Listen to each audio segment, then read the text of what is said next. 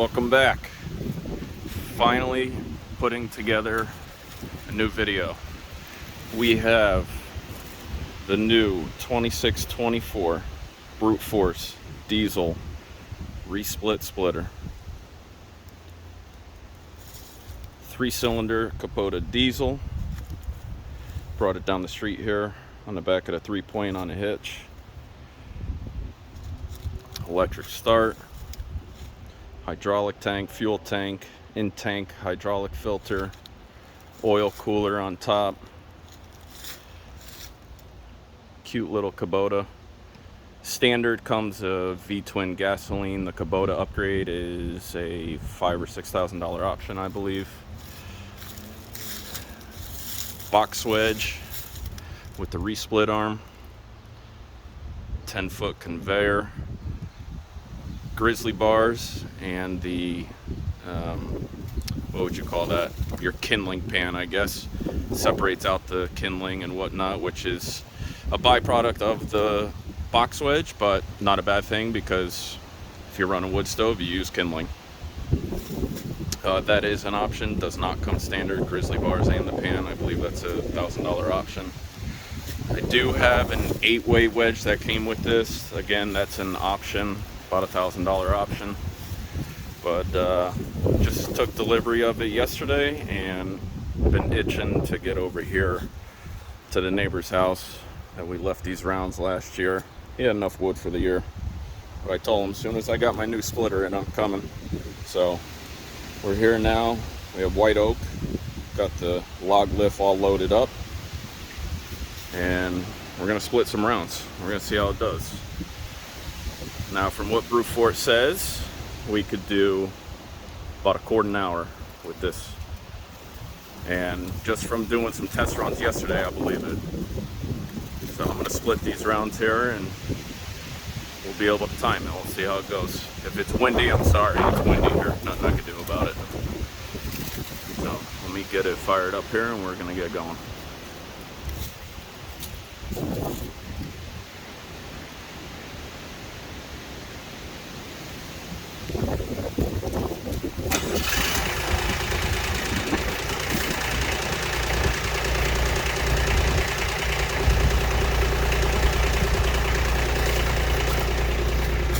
Should give you a little tour of the hydraulic controls. Log lift, your box wedge up and down, or whatever wedge you have on there. These are your splitting arm. Depress both for the quick reset, automatic reset, very fast. Once you idle it up, very fast. That side there is your conveyor. That one to start the belt, that one to raise and lower the actual conveyor. Back up here. Let's see if I can get you a good angle of how it splits. Set you up here. See how that works. Yeah, let's see how this goes.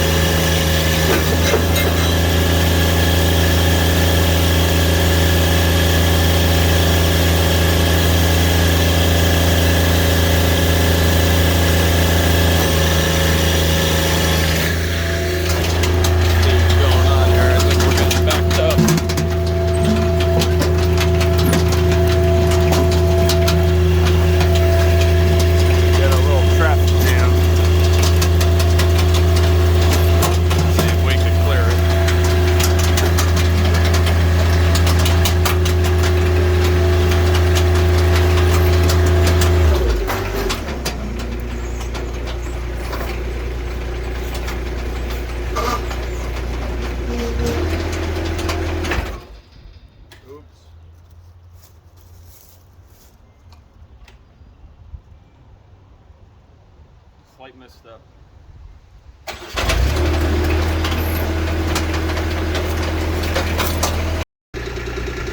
Had a pause for quite a bit. Had an issue at work that required my attention, so I had to run out of here. But I'm back now. Just give a recap of our quick little splitting session. This is our firewood all. And I had the box blade up quite a bit, probably the whole 4.5 inches. So you can see it's a good sized piece of wood. I moved it up and down a little bit as I was going, but very nice wood, decent amount for quick work. Here's all our kindling.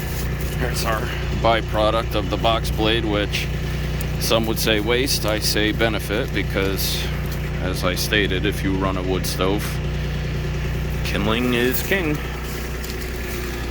Got a little cleaning up to do here, but I gotta get going for today. I want to make a quick little video, and been itching to use it and really get some wood through it, so a little bit here and there. But you know what, maybe I'll show you how I put it in transport mode. Why don't I do that? Show you how easy it is, and then I'll give you some of my quick comments on first impressions. Let's see. Get my phone set up here. There we go. Back. Alright, so first we're gonna raise up our conveyor here.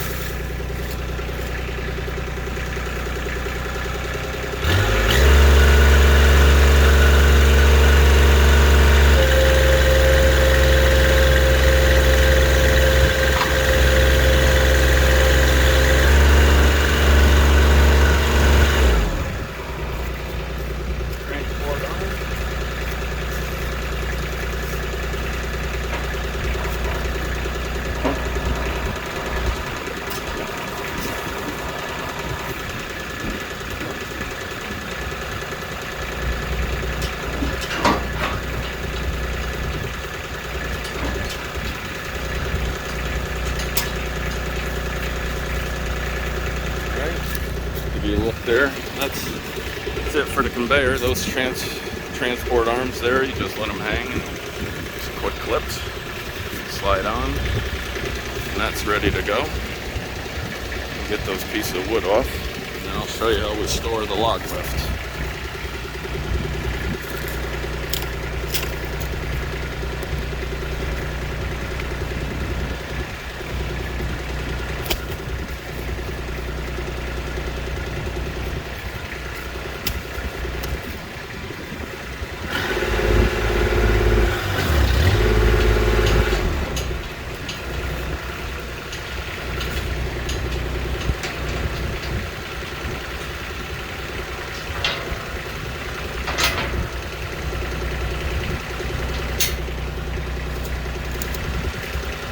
Alright, there you go. You raise it up all the way until the hydro stops, and then you just lift it up.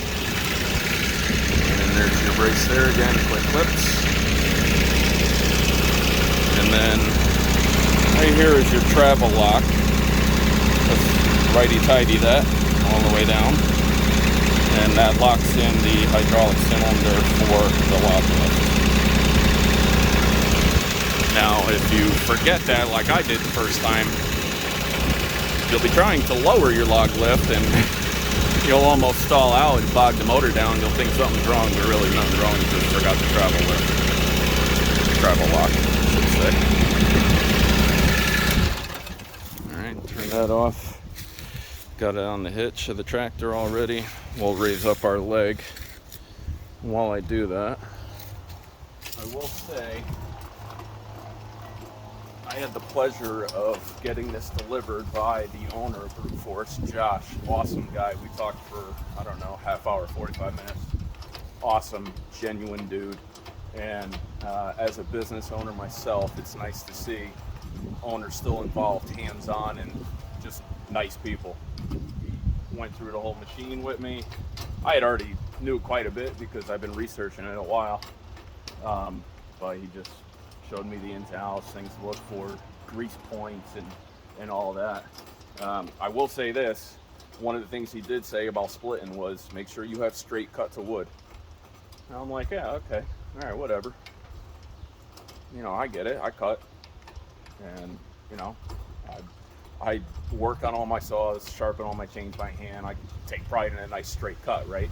Well, I'm over at a neighbor's house helping out. He had cut some pieces here himself, and they were crooked. And, you know, instead of fixing them and making them straight, I said, you know what? I'm going to send it through the machine, and I'm going to see what Josh was talking about. And he's absolutely right. With the box blade, if you don't have a straight cut, it kind of gets it on an angle, and it doesn't split right, and you'll actually get more, you know, more, I don't know, whatever you want to call it, frag, kindling, I'll call it, just scraps, because it doesn't get a nice straight cut, and it doesn't really center on the box blade properly. So I will say that, have straight cuts, which again for me is not a problem, but when you're lending a hand, sometimes you don't have straight cuts wood, and that's okay. What else did I notice? A couple of times I had to hold my forward lever because it would kick out, and there's a solenoid right on the other side that, again, Josh did tell me about. Phone's on a tripod, it's hard to get under there, but it's easy to access. It's this one right in here. Take that off, just screw it in half a turn, he said, and it'll be good. And that just adjusts the hydraulic pressure of that forward lever there. So, you know, basic stuff, nothing crazy. This machine is built to last, I'll tell you that. It's incredibly well built, heavy duty. Going down the road's nice. Yeah, I don't really have anything bad to say about it. I will say this was a used unit, and that forward resplit arm I think got bent out a touch, so I'm going to bend that back in, and I think that will reduce the height of that and the box blade, which of course I could raise up the box blade, but with the box blade you don't want to go above that center post there, because then on a big piece of oak, which is primarily what I split, you'll get too much torsion on that, and you'll actually twist it. So it looks like that did get pushed out a touch, which I don't care, no big deal. I'll just pull it back in, and I think that'll help with getting my pieces of wood on return. We'll get them back on the deck, and it'll give me less handling.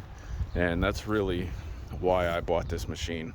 I wanted to handle a piece of wood as minimal as possible, because this year I'm really looking to up my production, maybe 20-30 full cords, which to some people might not be a lot. To me is a lot.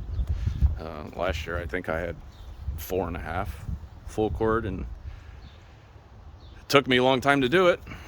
With this machine, it'll take me no time at all. So yeah, I'm gonna be making more videos on it, so I hope everybody checks back in. See you for now.